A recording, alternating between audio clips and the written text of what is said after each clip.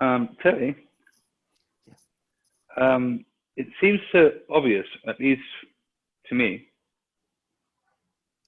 or from here, if we're politically correct, it seems so obvious that we don't awaken from the dream, but to the dream. Yeah, huge difference. Because I remember once I had a dream within a dream. It was a nested dream. So I was actually dreaming, and then I woke up from that dream and realized I was still dreaming. Yeah. And then I woke up to the daydream. So it was actually 3 nested dreams. 3 of them. It seemed like 3. It's probably still the same dream, but it seemed like 3. So there's no way out of it. At best, you just realize that you are the dreaming. Yeah. And it's always going to be that way. Yeah.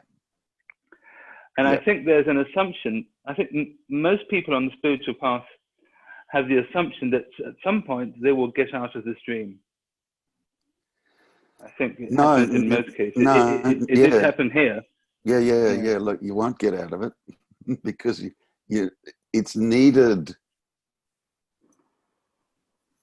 Yeah. It's needed. That's what I meant earlier when I was saying duality and non-duality codependent on one another. Can't have one without the other. Mm.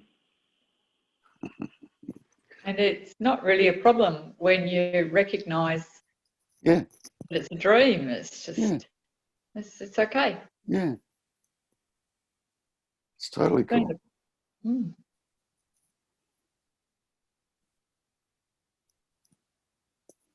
It's only a problem when there's a dreamed personal self. Yeah. That it's got, there's memories of all this stuff that's happened in its life, and I'm still in pain from my life, for argument's sake.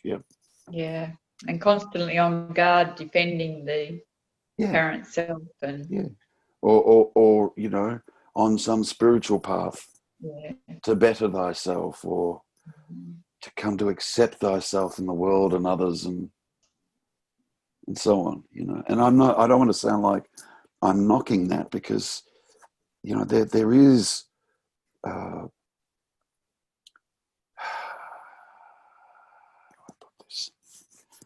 there is like a process of straightening out mind. It's just straightening it out, not completely, but it operating much better than it perhaps once did. Yeah. It's been part of the journey of many of us to go through that. Yeah. As a purpose. Yeah. But that will only sustain you for so long. Yeah, that's like the thorn in the arm analogy. Yeah. The thorn in the arm is the mind. Yeah. Yeah. That's the mind. And it's constantly stinging and biting into you. And that, there's ways and means of learning different things and so on and so forth, so that pain isn't experienced as badly as it perhaps has been. The little techniques that we learn to use, pain management, for God's sake. Let's just call it that for the hell of it. Yeah. But that only takes you so far. There's still going to be pain. Perhaps not as much, but there's still going to be pain. And at that point, how do you get the thorn out? You reach down, pick up another thorn and dig that thorn out. You dig it out. Okay. So that's being used to dig out the thorn. The thorn is the mind. And that is being used to dig out the thorn is the mind. Yeah. It's understanding, is it not? We communicate this, we learn this stuff, we see it. Yeah. It's mind. And when that's eventually realized and understood and seen, you dig that out, what do you do with both the thorns? You just pitch them. Literally. It's no longer an issue. No longer a problem.